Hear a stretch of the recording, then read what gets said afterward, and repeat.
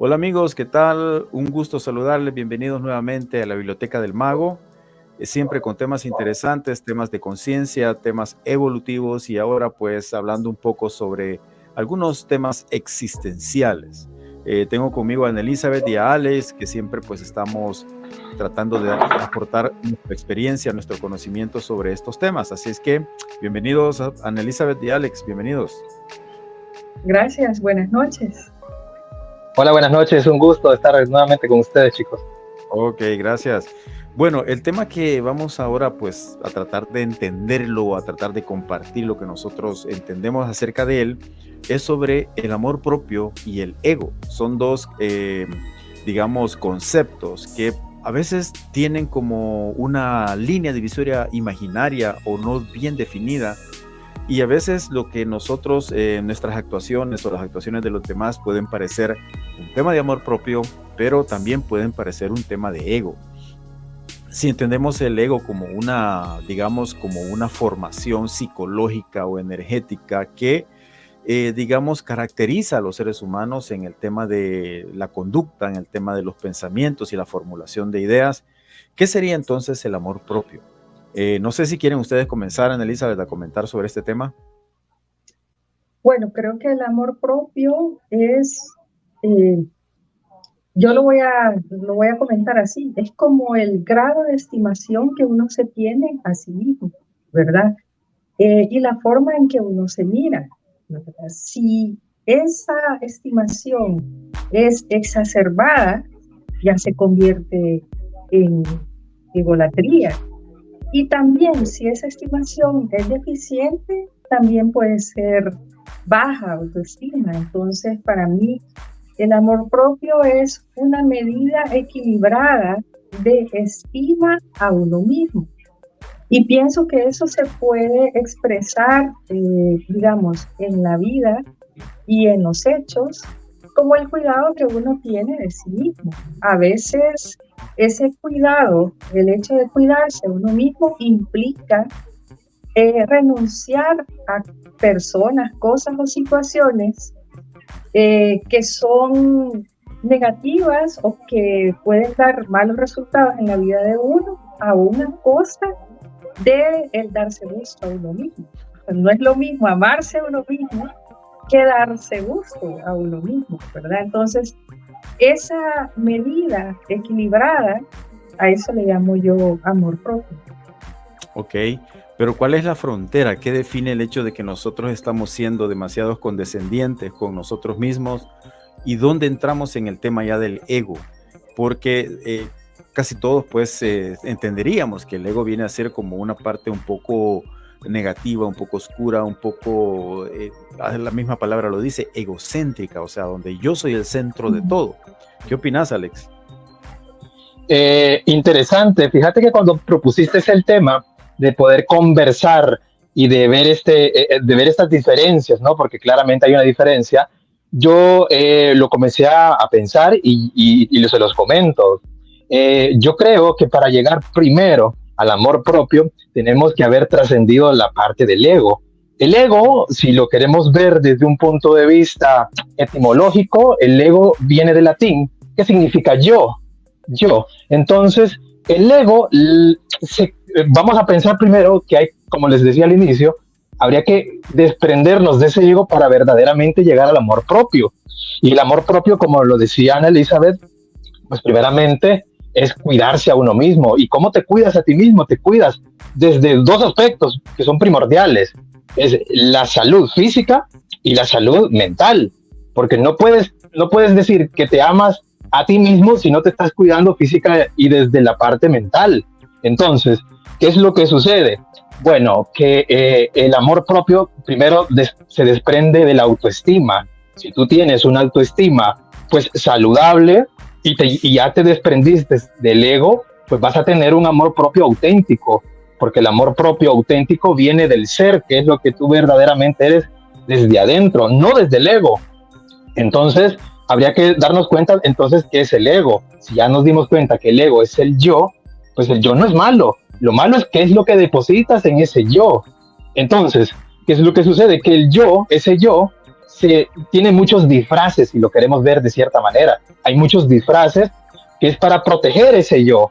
Entonces, en psicología, hablaba alguien por ahí que es Sigmund Freud, que es el que más comúnmente se conoce, y él hablaba de 3 tipos de yo. Pero no nos vamos a ir desde el aspecto psicológico. Yo quisiera mostrarles una forma que es más, llamémosle así, es más que se puede dirigir, es decir, para que todos lo podamos entender, ¿sabes? Digerir. El yo, se puede digerir más fácil. Digerir, exacto, esa es la palabra, digerir. Entonces, ¿cómo vamos a entender el ego? El ego lo lo entiendo yo y al que lo comparta, pues bueno, está bien. Vamos a ver que es una falsa personalidad del individuo. Entonces, esa falsa personalidad se va creando a partir de experiencias, creencias y el entorno donde tú naces, vives, va creando esa identidad falsa, ¿sabes? Entonces, esa identidad falsa va creciendo, va acumulando mucha información y vas creando esa imagen que tú realmente no eres. Entonces, allí es donde comienza ya un ego a mostrarse ante los demás con lo que ustedes ya decían, la arrogancia, el egocentrismo, porque está cubierto de una falsa personalidad. Uh-huh. Bueno, hay también lo que pasa es que la línea divisoria entre una cosa y otra parece muy efímera, muy delgadita, entonces a veces podemos entender algunas actitudes de las personas como muy cargadas de egocentrismo, pero también deberíamos de entender que detrás de esas actitudes pueden haber traumas, pueden haber conductas incluso patológicas que los obliga a conducirse valga la redundancia, a conducirse de esa manera. Entonces, yo creo también de que el ego es una herramienta de la cual yo creo que no podemos prescindir porque es parte de este paquete que hemos obtenido al encarnar en este mundo. Entonces, el ejercicio está en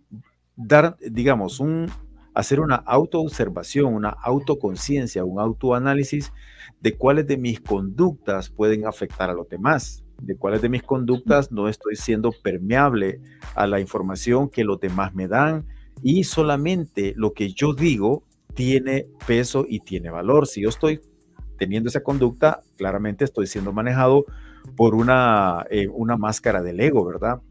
Sin embargo, hay gente que no se da cuenta, hay gente que no lo percibe de esa manera y ahí es donde entra el tema del autoconocimiento y el amor propio. Es decir, si nosotros somos personas que sabemos que debemos amarnos, amar la creación y amar como Dios nos trajo a este mundo, parte del autoconocimiento, parte del crecimiento de la conciencia debería ser la autoobservación.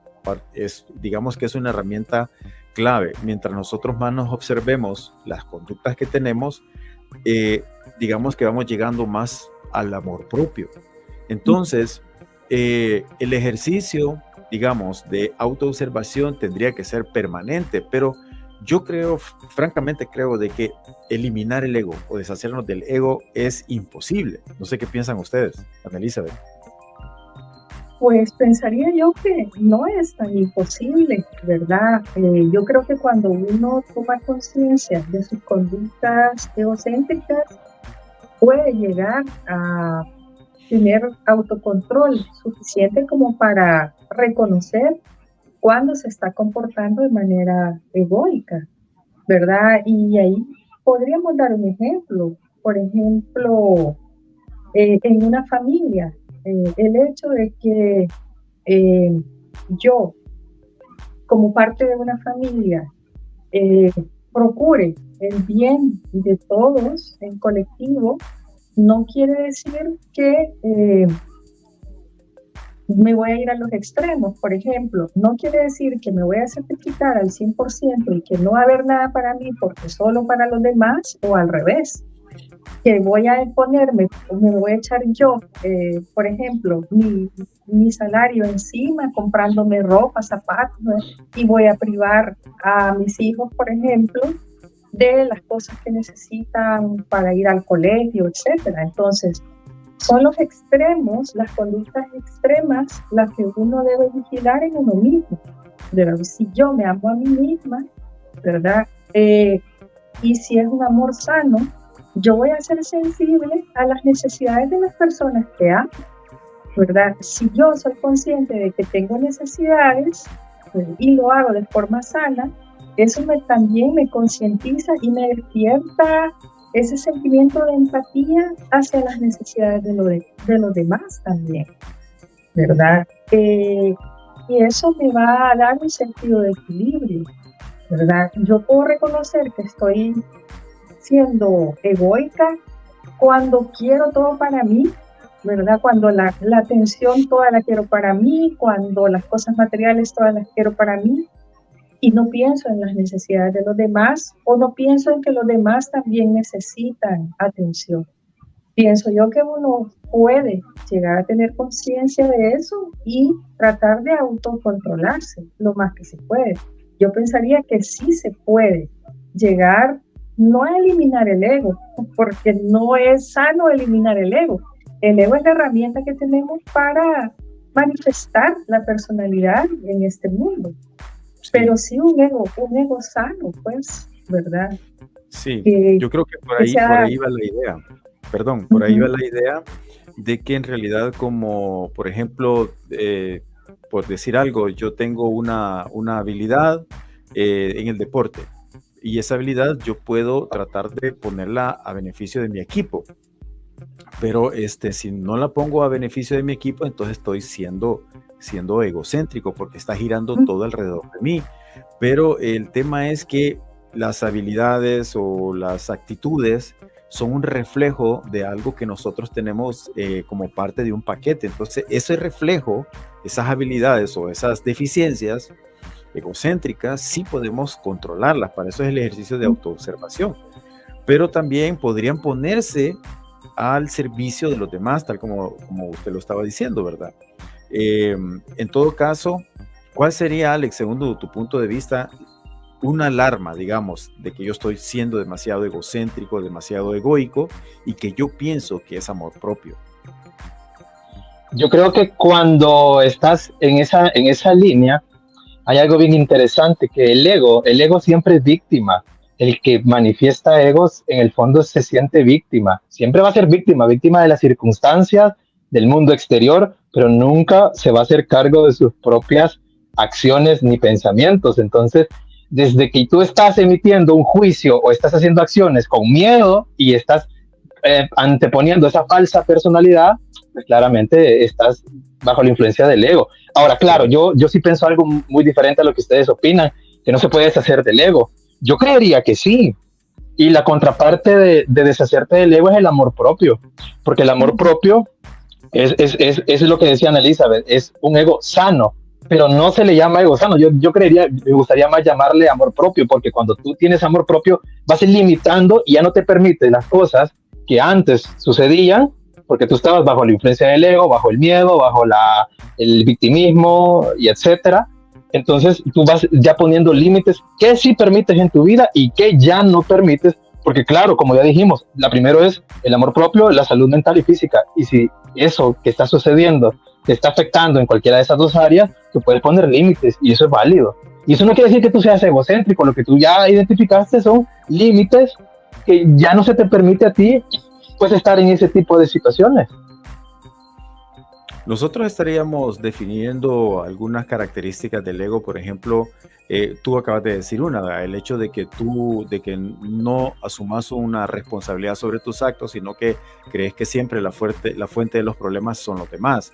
O, por ejemplo, cuando sos excesivamente crítico ante las acciones de los demás, o cuando crees que las opiniones de los demás no valen, no cuentan, sino que solo cuenta la tuya. Entonces, ahí estamos nosotros cayendo en una actitud del ego. Ahora, yo decía de que es bien difícil deshacerse de él por el mismo hecho de que, lo que decía antes, si nosotros tomamos ese impulso de querer sobresalir y ese impulso, esa energía la utilizamos para un bien común, o sea, el hecho de yo querer hacer un bien común y no hacerlo por mí, sino que hacerlo por los demás, eso puede ser un impulso que quizás no venga 100% del ego, pero sí es parte de un paquete que todos traemos. En todo caso, el ejercicio de la autoobservación permanente, el autoanálisis, la autoconciencia, vendrían a ser como las herramientas para en realidad entender si nosotros estamos teniendo suficiente amor propio, porque se da en los, digamos, en algunas organizaciones o en los trabajos. Por ejemplo, hay gente que aguanta muchas cosas de sus jefes o de los dueños por no, digamos, perder esa fuente de ingresos. Entonces, también ahí hace falta amor propio, hace falta conciencia y también es un problema de ego porque está el miedo de por medio, ¿verdad? No sé qué piensan ustedes.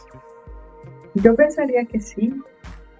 Yo pienso que el hecho de poner límites, el hecho de tener que poner un límite no quiere decir que uno va a ser grosero con las demás personas. Uno puede poner límites de manera educada y razonando con las demás personas por qué está poniendo esos límites.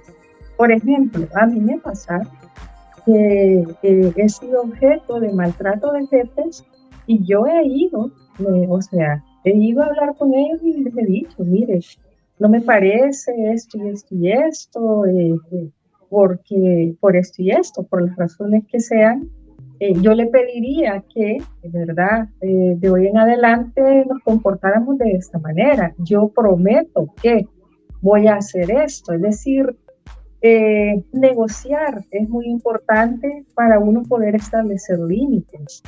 Y creo que otro indicador de que tengo un ego exacerbado también es el grado de conflicto que yo voy sembrando a mi alrededor.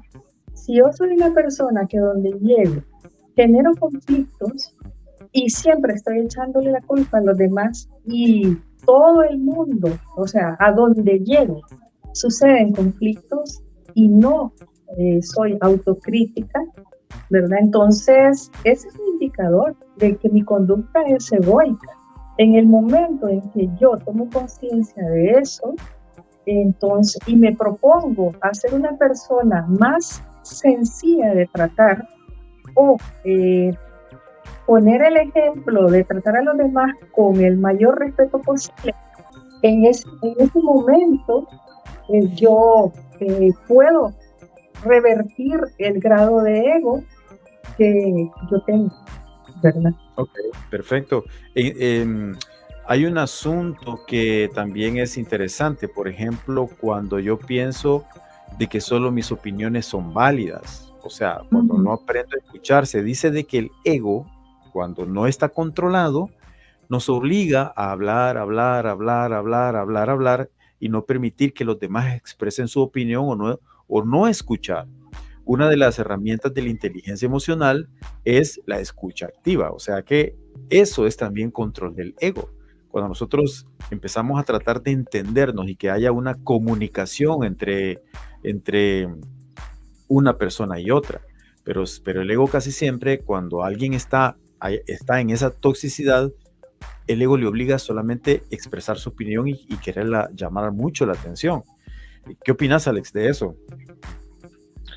Pues eso es una manifestación más, ¿verdad? De la falsa personalidad del ego y de todos los individuos. Yo creo que de cierta forma, pues todos tenemos, como ya decías tú, ese programa ya instalado, y lo que yo decía, ¿no? ¿Qué es lo que tú le metes? ¿Con qué tú te vas a ir identificando? Y ahí vas a ir, y entonces en ese proceso tú vas manifestando esas situaciones, como el ejemplo que tú acabas de mencionar. Esto me trae a un recuerdo que en la filosofía oriental, como el estoicismo, el taoísmo, el hinduismo, y hablaban que el ego es la causa de todos los males. ¿Ustedes creen que verdaderamente el ego puede ser la causa de todos los males? O por lo menos una gran parte que sí. Entonces, imagínate lo que se está, con el ejemplo que tú pones, ¿no? Con el ejemplo que daba Elizabeth también, que o sea, al final tú tienes que poner límites y no dejarte influenciar por el ego. Al contrario, mejor dejarse influenciar por el amor. Definitivamente. Y el problema es de que yo diría que de casi todos los males, el ego es el causante, pues, porque definitivamente miremos las guerras porque surgen por un problema de ego, ¿verdad?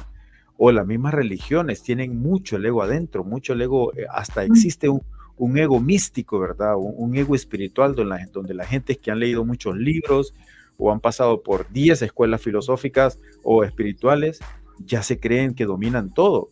Yo he estado en grupos también donde se nota que la gente maneja y no puede controlar ese ego cuando empieza a enumerar todos los libros que ha leído, todos los grupos a los que ha pertenecido, los cargos que ha tenido, los grupos que ha manejado. Pero el problema es de que eso se vuelve, digamos, como te volvés como un ratón de biblioteca espiritual, ¿verdad? Donde solamente tenés la cabeza llena de información, pero tus actos, o sea, lo que tú realmente reflejas hacia afuera, no, digamos, no es coherente. Y vuelvo ahí al tema que dice Ana Elizabeth. Fijémonos bien en lo que estamos emitiendo. Nosotros, hay un orador por ahí que escuché que decía de que todos tenemos él decía 1 metro cuadrado alrededor de nosotros. Yo le podría llamar 1 metro cúbico porque yo he estado muy relacionado con las navieras y ese tipo de cosas. Entonces todos tenemos 1 metro cúbico alrededor de nosotros. En ese metro cúbico yo decido qué voy a hacer y qué voy a emitir. Entonces, si yo decido emitir conflicto, si yo decido emitir paz y armonía, es mi decisión. Ese metro cúbico nadie me lo va a tocar porque es lo que yo proyecto. Entonces, cuando ni siquiera estamos conscientes de eso, estamos en un problema, ¿verdad? Un problema serio de qué es lo que está saliendo de aquí para afuera. Porque sabemos de que el corazón emite una vibración mucho más grande que el cerebro. Entonces, lo que nosotros, las emociones que sentimos y las proyectamos hacia afuera, contaminan positiva o negativamente mucho más campo que la mente. Entonces, ¿qué podríamos, no sé, qué podríamos recomendar para reconocer primero de que estamos entrando en un proceso de amor propio, de tener amor propio? Annelisa, usted ya dijo algo, pero me gustaría que lo repitiera o que ahondara. Bueno, manifestaciones del amor propio inician primero con el cuidado personal, ¿verdad? Es lo que decía Alex al inicio. Si yo soy una persona pasada de libras y me doy cuenta de que eso me perjudica la salud, pues una muestra de amor hacia mí es tomar la decisión de empezar un régimen, ¿verdad? De mejorar mi alimentación, hacer ejercicio, cambiar mis hábitos alimenticios, ¿verdad? Incluso vigilar mis emociones, mis pensamientos, porque la ansiedad de comer viene de emociones también descontroladas, de querer compensar una falencia con la comida, una falencia emocional. Entonces, si uno empieza a autovigilarse, ¿verdad? Para conocerse mejor a uno mismo, para saber qué es lo que pasa dentro de mí y en base a lo que voy descubriendo, tomar medidas, ¿verdad? De esa manera me estoy amando a mí misma en la práctica, ¿verdad? Negarme cosas que le dan gusto al cuerpo, pero que a largo plazo me genera un beneficio, eso es amor propio, ¿verdad? Entonces hay que saber reconocer que las recompensas a corto plazo, en su mayoría, no digo que todas, pero en su mayoría son anhelos del ego, y que las recompensas sostenidas y a largo plazo son conquistas del amor propio. Ok, muy bien, excelente. Alex, ¿qué puedes compartir? Yo creería que una parte muy fundamental para comenzar en esa parte del amor propio, yo creo que es el perdón primero a ti mismo por dejarte influenciar de esa manera, o de tu entorno, o de ti mismo, por las cosas que haces, por los hábitos también que tú haces, por la forma de pensar que tú tienes. De alguna forma, el perdón te va aliviando la carga para que puedas llegar a esa comprensión de amarte a ti mismo. Y te empiezas a amar entonces ya no desde la construcción del ego, sino de la construcción en donde tú eres y te haces tú responsable de ti mismo y comienzas a cambiar hábitos, creencias, y por ende tu entorno va a comenzar también a cambiar. Sí. Pero ya no desde el ego, sino desde el amor. Ok, perfecto, porque también si nosotros estamos tratando de que el entorno refleje cosas positivas, la abundancia, la prosperidad, debemos de estar conscientes de que eso tiene mucho que ver también con el ego, ¿verdad? Porque hay personas que tienen muy malos sentimientos y sin embargo reflejan en la realidad abundancia.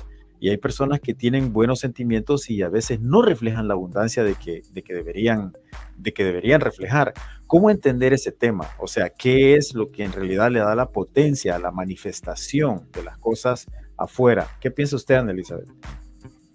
Pienso yo que en primer lugar son las creencias que uno tiene, más que el hecho de ser egoísta o no, son las creencias que yo tengo acerca de la riqueza. Por ejemplo, si yo queriendo parecer espiritual ante mí, digo, la riqueza es mala, ¿verdad?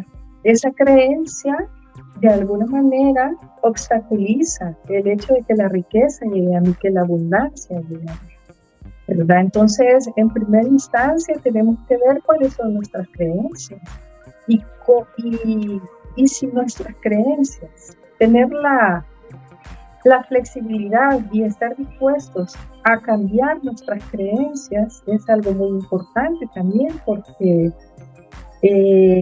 eso muestra un poco de humildad también, el hecho de ser flexibles y de no aferrarnos, ¿verdad? El ego tiende a aferrarse a creencias, de a ser inflexible y a creer que solo lo que él cree es la verdad, ¿verdad?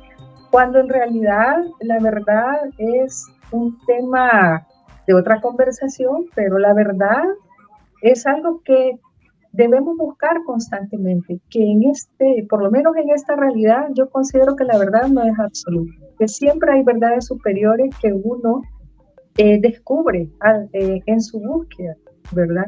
Y que claro, uno tiene que estar suficientemente flexible para reconocer que a lo que uno estaba aferrado, a lo mejor no es una verdad absoluta y que uno tiene que estar dispuesto a cambiar. Entonces, el tema de la abundancia, ¿verdad? Es una verdad que uno tiene que descubrir en sus adentros. O sea, ¿cuál es mi creencia en torno a la riqueza, en torno a la abundancia? ¿Cuál es mi creencia en torno a muchas cosas, ¿verdad? Y si estoy dispuesta yo realmente a desaferrarme de mis ideas preconcebidas, las que me inculcaron cuando era chiquita y que todavía están actuando en mí, ¿verdad?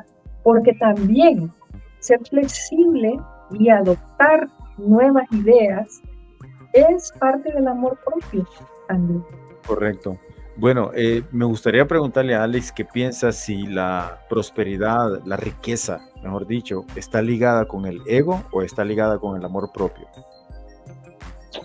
Es que depende, depende de dónde lo queramos ver, porque muy probablemente, como tú decías, ¿no? Hay gente que tiene buen corazón y demás, pero afuera pareciera ser que las cosas no le van muy bien.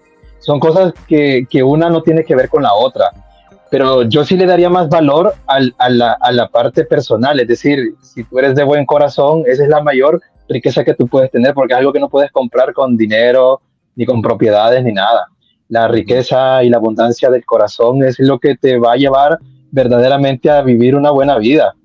Lo demás, que si tienes o no en la parte económica, bueno, pero estoy seguro que no te vas a morir si no la tienes. Eso es que te puede hacer falta, bueno, sí, pero no es esa la prioridad, pensaría yo. Estoy hablando como dicen Elizabeth, desde mi propia subjetividad. No es la prioridad. Tú sabes que hay gente, como tú decías, hay gente que tiene un ego enorme y de hecho, como tú ya lo decías también, hay religiosos, hay políticos, hay un montón de grupos que tienen poder y que ya sabemos que están dominados por el ego, pero ¿qué tan bueno sería eso? Yo creería que la abundancia del corazón y del buen pensamiento es lo que es para mí la verdadera riqueza y abundancia. Sí, y pienso yo también de que, digamos que, comparto lo que dice Ana Elizabeth también, de que no, el reflejo en una realidad de la abundancia, de la riqueza y prosperidad no está directamente ligada con el ego, sino que con las creencias limitantes o las creencias potencializadoras que andamos en nuestra mente, porque en algunas religiones se dice de que aquel versículo que decía que era más fácil tal vez Andrisa lo conoce bien, es más fácil para un camello pasar por el ojo de una aguja que un rico, ¿verdad? Está el reino en los cielos, algo así dice. Correcto. Entonces, eso si eso, digamos, si nosotros escuchamos eso desde niños, porque vamos a misa o vamos al culto, entonces puede ser de que se convierta en grama psicológico que nos va a limitar toda nuestra vida. Y aunque seamos de buen corazón o seamos de mal corazón, si de niños seamos de mal corazón, si de niño nos dijeron eso y se quedó allá adentro, entonces lo vamos a manifestar allá afuera porque es algo subconsciente, o sea, ni siquiera nos damos cuenta. Entonces, yo podría pensar de que la riqueza y la abundancia no está directamente ligada al ego, sino que a engramas o a programas que tenemos metidos allá adentro en nuestra cabeza, como ustedes lo decían. Puede ser un tema muy amplio que debatir más adelante, pero al final pienso de que si nosotros el amor propio y el ego buscamos equilibrarlos y sobre esa plataforma progresar, yo creo que es válido y que en el sentido de lograr cosas, de lograr, digamos, mejoría en nuestro estado material para poder beneficiar a otros, pues perfecto, es válido. No creo que eso tenga mucho que ver con el ego, francamente. El ego siento yo que tiene que ver más con conductas hacia los demás y con una autoimagen que es un poco no muy sana, ¿verdad? No sé qué piensan ustedes. Ana Elizabeth. Disculpe, ¿me puedes repetir la pregunta? Que si el ego no tiene realmente mucho que ver con la manifestación allá afuera, sino que más bien es un tema de autoimagen, que el ego viene a ser un tema de autoimagen pues errónea y conductas erróneas en relación con los demás. Estoy de acuerdo con eso. Realmente la propia autoimagen, si mi autoimagen es exacerbada, es decir, si yo me considero más que los demás, mi conducta se va a reflejar como una persona prepotente, arrogante, que no admite que sus ideas sean rebatidas y que el que no está conmigo está contra mí, ¿verdad? Esa es una idea exacerbada y al contrario, una idea subvalorada de mí también es una conducta egoica, porque si yo soy una persona típicamente sacrificada por los demás, ¿verdad? Y que debido a ese sacrificio que hago, exijo que me atiendan, que me paguen ese sacrificio que yo hago, eso también es una actitud egoica, disfrazada, ¿verdad? Y que generalmente se expresa afuera como una madre abnegada que quiere que sus hijos sean prácticamente sus esclavos por todos los sacrificios que ella ha hecho por ellos, ¿verdad? Esa es una mala interpretación, ¿verdad? Porque al final, yo como persona, si tengo un amor propio sano, voy a procurar primero mi felicidad en el sentido sano de la palabra. Si yo soy una persona feliz, soy una persona que está dispuesta a tener una convivencia sana con las personas que me rodean.